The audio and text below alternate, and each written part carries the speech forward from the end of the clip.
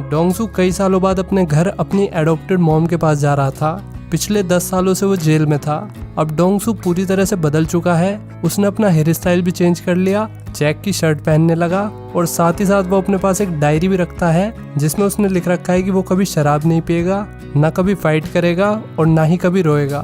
फिर उसने पेट पूजा करी और उसके तुरंत बाद डायरी में से पेट पूजा वाला काम काट दिया, मतलब ये काम उसने फिनिश कर लिया। इसके बाद वो अपनी एडॉप्टेड मॉम के रेस्टोरेंट पहुंच गया जहां उसे उसकी स्टेप सिस्टर किम मिली।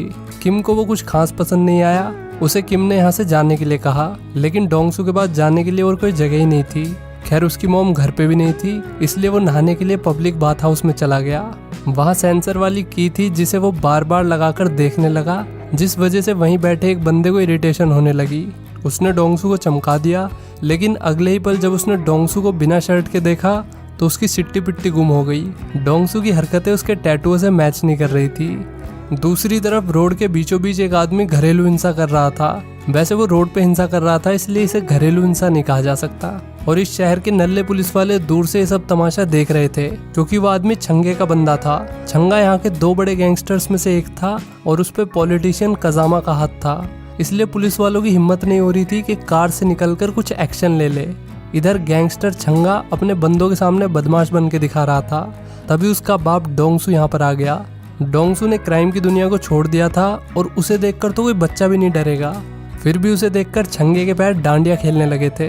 डोंगसू तो बस अपने पुराने दोस्त को हेलो बोलना आया था। इसके बाद वो इलाके के दूसरे गैंगस्टर पोपले के पास गया। वो भी उसका पुराना दोस्त था। एक टाइम था जब पोपला और छंगा इसके सामने दुम हिलाते थे, लेकिन वक्त कितनी जल्दी बदल जाता है। आज पोपला डोंगसू से पूछ रहा है कि तुम्हें कुछ मदद चाहिए हो तो बता देना। खैर डोंगसू इसे बाय बोलकर यहाँ से चला गया। पोपले ने डोंगसू के पीछे अपने आदमी लगा दिए। वो जानना चाहता था कि कभी शहर पे राज करने वाला डोंगसू अचानक इतना शरीफ आदमी कैसे बन गया। शाम को डोंगसू घर आ गया। उसे देखते ही उसकी माँ खुशी से झूम उठी। भले ही डोंगसू उनका सगा बेटा नहीं था, फिर भी वो उससे सगे बेटे से ज्यादा प्यार करती थी। उन्होंने डोंगसू को अपने हाथों से खाना खिलाया। इसके बाद किम ने उसे यहाँ रहने के नियम समझाए। मैं बर्तन साफ करूंगी तो तुम झाड़ू लगाओगे, और मैं पढ़ाई करूंगी तो तुम पोछा मारोगे और हमारे कुत्ते को खाना खिलाओगे। डोंगसू को ये डील कुछ जमी नहीं, लेकिन वो भोंदुओं की तरह उसकी सारी शर्तें मान गया। रात को सोते वक्त उसने खुद से वादा किया कि वो कभी शराब नहीं पिएगा, कभी लड़ाई नहीं करेगा और ना ही कभी रोएगा। दूसरी तरफ पॉलिटिशियन कजामा को दिखाते हैं, जो जनता के सामने जुमलेबाजी कर रहा था। भोली जनता उस पर बहुत विश्वास करती थी, लेकिन हकीकत तो ये थी कि कजामा जनता के बीच से निकलने के बाद टिश्यू पेपर से अपने हाथ साफ करता था। मतलब वो गरीब लोगों से इतनी नफरत करता है, लेकिन वोट लेने के लिए उनकी नज़रों में अच्छा बना हुआ है। इसी बीच डोंगसू पुलिस स्टेशन जाता है। उसे यहाँ पर आकर साइन करने के लिए बोला गया था। तभी वहाँ एक पुलिस वाला आ गया। उसने बताया कि वो डोंगसू के साथ स्कूल में था। डोंगसू ने स्कूल टाइम में उसे बहुत बुली किया था, लेकिन डोंगसू को ये बात याद भी नहीं थी। इसके बाद डोंगसू डॉक्टर के पास जाता है। उसे अपने टैटू निकलवाने थे। डॉक्टर ने उसे सलाह दी कि वो इन्हें ना ही निकलवाए तो ही अच्छा होगा, क्योंकि इन्हें निकलवाने का खर्चा बहुत ज़्यादा था और ये टैटू अपने निशान भी छोड़ देंगे। इसके बाद डोंगसू की माँ पॉलिटिशियन कजामा के पास जाती है। कजामा उसका सनफ्लावर रेस्टोरेंट खरीदने के चक्कर में था। आसपास के लोगों ने पहले उसे ज़मीनें बेच दी थी। अब बस मोमी का रेस्टोरेंट बचा था, जो कजामा की प्रॉपर्टी के बिल्कुल बीच में था। अगर मोमी ने वो रेस्टोरेंट बेच दिया तो पॉलिटिशियन वहाँ मॉल बना देगा, और मोमी ने इंश्योर कर दिया कि वो अपना रेस्टोरेंट कभी नहीं बेचेगी। रात में डोंगसू सुट्टा फूंक रहा था, तभी किम वहाँ पर आ गई। डोंगसू ने सिगरेट छुपा ली, लेकिन किम के कहने पर उसने जो काम बीच में छोड़ दिया था वो काम पूरा किया। हालांकि किम ने उससे कहा कि मुझे सिगरेट की स्मेल पसंद नहीं है। उसी टाइम डोंगसू ने लड़ाई और शराब की तरह सिगरेट भी छोड़ दी।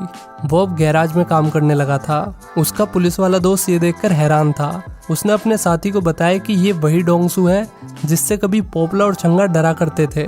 आज से 10 साल पहले वे दोनों इसके चमचे थे। पुलिस वाला डोंगसू के किस्से बताते बताते पास्ट में पहुंच गया। उसने बताया कि डोंगसू जब शराब पी लेता था तो वो एक बीस्ट बन जाता था। एक बार उस पर 6 लोगों ने हमला कर दिया, लेकिन डोंगसू ने अकेले ही उन 6 के 6 बंदों को मार गिराया। छंगे और पोपले की तो जरूरत ही नहीं पड़ी। डोंगसू के जेल जाने के बाद सबको लगा कि छंगा और पोपला इस शहर पर राज करेंगे, लेकिन बाईजुंग नाम के बंदे ने पॉलिटिशियन कजामा के साथ मिलकर पूरे शहर को अपने अंडर कर लिया, और एट द एंड छंगा और पोपला दोनों पॉलिटिशियन कजामा के पालतू कुत्ते बन गए। इसके बाद किम को दिखाते हैं जिसे क्लास में नींद आ रही थी। इसका बेचारी का भी हमारी तरह मैथ में हाथ तंग है। इसने अपनी मैडम से पूछा कि क्या ये मैथ पढ़ना ज़रूरी है ज़िंदगी के लिए। इसकी मैम भी लाइक, अगर सीजीएल क्लियर करना है तो बेटा ज़रूरी है। डोंगसू इसे लेने आया था, तभी मैडम ने डोंगसू को आवाज़ लगाई। असल में जेल जाने से पहले डोंगसू और मैडम रिलेशन में थे। डोंगसू ये देखकर काफ़ी खुश था कि वो टीचर बन गई है। वो उससे जेल में मिलने आई थी, लेकिन डोंगसू ने उससे मिलने से मना कर दिया था। वो चाहता था कि रोज़ी उसे भूल जाए ताकि वो अपनी ज़िंदगी में आगे बढ़ सके। इसके बाद किम को दिखाते हैं जो दुकान पर मल्टीमीडिया प्लेयर को बड़ी चाहत भरी नज़रों से देख रही थी।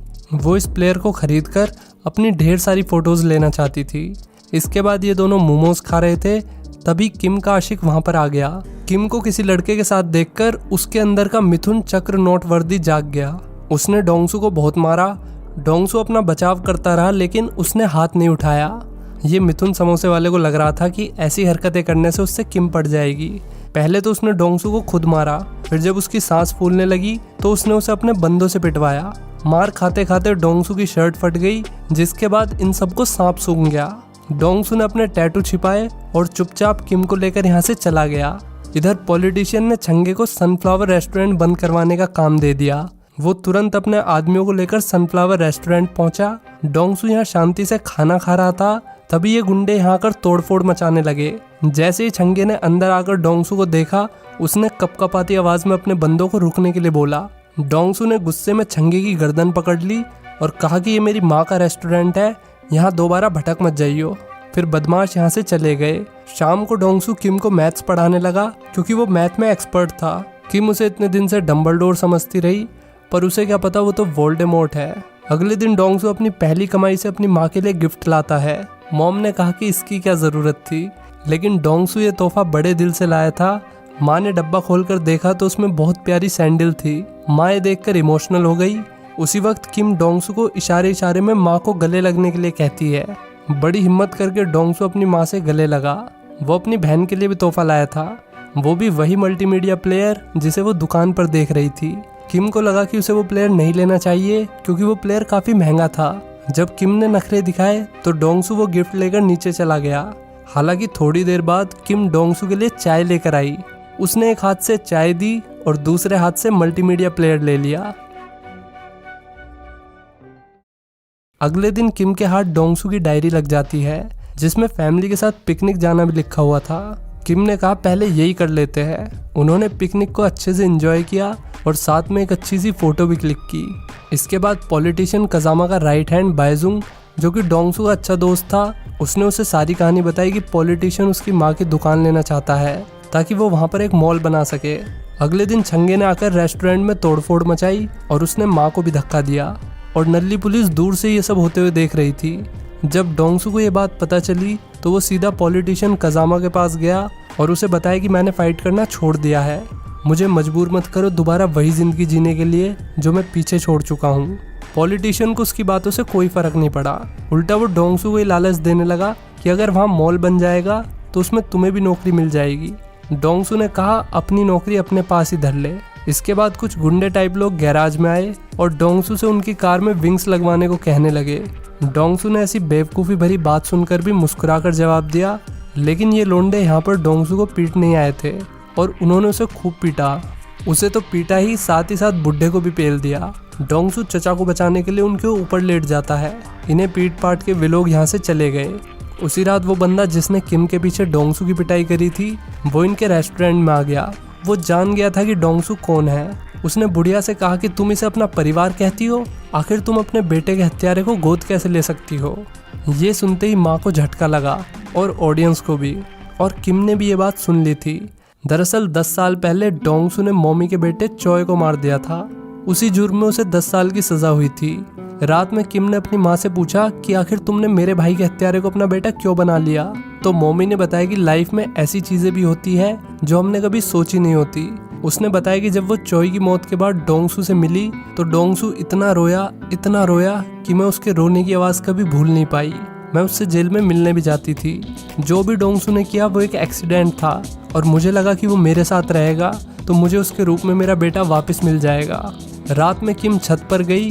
डोंगसू यहाँ से जाने के लिए तैयार था, लेकिन किम ने उसे मना कर दिया। यहाँ पर हमें पता चलता है कि किम का असली भाई चोई बहुत खराब इंसान था। वो पैसों के लिए अपनी माँ को ही मारता था और वो क्राइम और नशे की दुनिया में पूरी तरह से डूब गया था। डोंगसू तो अपना सेल्फ डिफेंस कर रहा था, जिसमें चोई की मौत हो गई। इसलिए किम चाहती थी कि वो उसका भाई बन के उन्हीं के साथ रहे। अगले दिन किम के आशिक ने किम को बीच सड़क पे ईंट से मारकर कोमा में पहुंचा दिया। ये काम पॉलिटिशियन कजामा के इशारे पर ही हुआ था।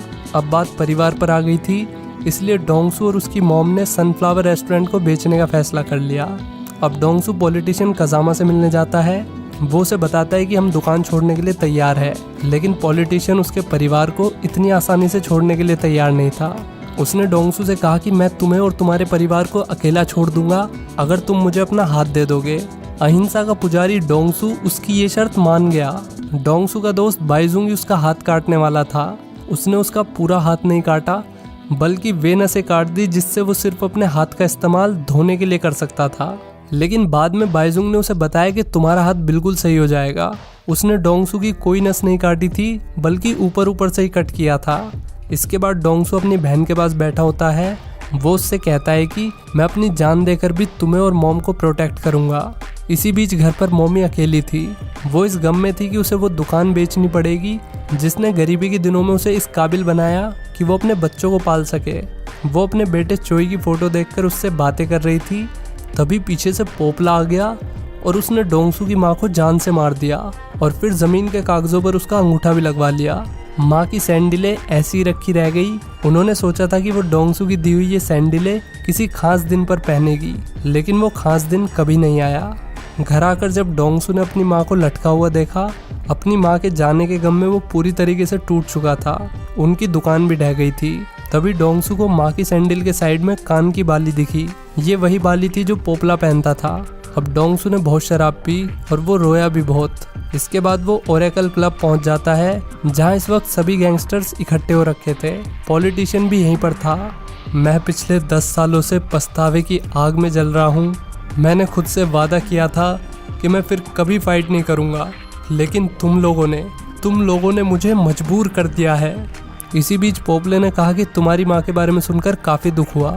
डोंगसू ने उसकी बाली उसकी तरफ फेंकते हुए कहा कि मैं ध्यान रखूंगा कि तुम्हारा दुख कम ना हो जाए। तुम में से किम पर हमला करने वाला कौन था? मिथुन चक्र नोटवर्ती बोला कि मैंने किया था। क्या कर लेगा तू मेरा? तभी डोंगसू ने बाइजुंग को बाहर जाने के लिए कहा, अगर वो मरना नहीं चाहता है तो। और बाइजुंग तुरंत बाहर जाने लगा और जाते जाते उसने डोंगसू से उसकी जान बख्शने के लिए थैंक यू भी बोला। डोंगसू ने मिथुन समोसे वाले का हाथ सेकंडों में तोड़ दिया और उसने वहां पर पेट्रोल छिड़क रखा था, जिसमें आग लगने के बाद बाहर जाने का इकलौता रास्ता बंद हो गया। डोंगसू ने अब एक एक करके सबको पेलना शुरू कर दिया। वो अकेला ही इन सब पे भारी पड़ रहा था। उसका अपना यूनिक फाइटिंग स्टाइल था जिसके सामने कोई भी नहीं टिक पा रहा था। उसने पहले तो छंगे को अपनी गिरफ्त में लिया। उसने छंगे को तब तक नहीं छोड़ा जब तक कि वो मर नहीं गया। इसके बाद वो सीढ़ियों से ऊपर बढ़ने लगा। पोपले ने उसमें चाकू मार दिया था, लेकिन बावजूद उसके वो पोपले के पीछे पड़ गया। उसने पोपले की गर्दन भींच के उसे हमेशा के लिए सुला दिया। अब सबकी फटने लगी। वे बंदे खुद ही उसके रास्ते से हटने लगे।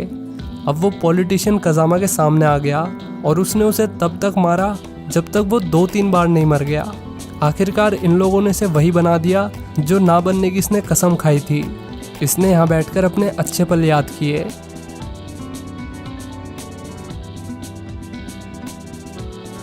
आखिर में किम को दिखाते हैं जो मैथ्स में टॉपर बन गई थी। उसने उसी टॉपिक में थीसियस लिख दी थी जो उसे डोंगसू ने पढ़ाया था। आखिर में उसने अपनी डायरी में थीसियस वाला टास्क कंप्लीट कर दिया। अगर आपको ये वीडियो अच्छी लगी हो तो आप भी लाइक और सब्सक्राइब वाला टास्क कंप्लीट कर दो और कमेंट करके बताओ कैसी लगी मूवी। मिलते हैं नेक्स्ट वीडियो में। Till then take care, bye bye.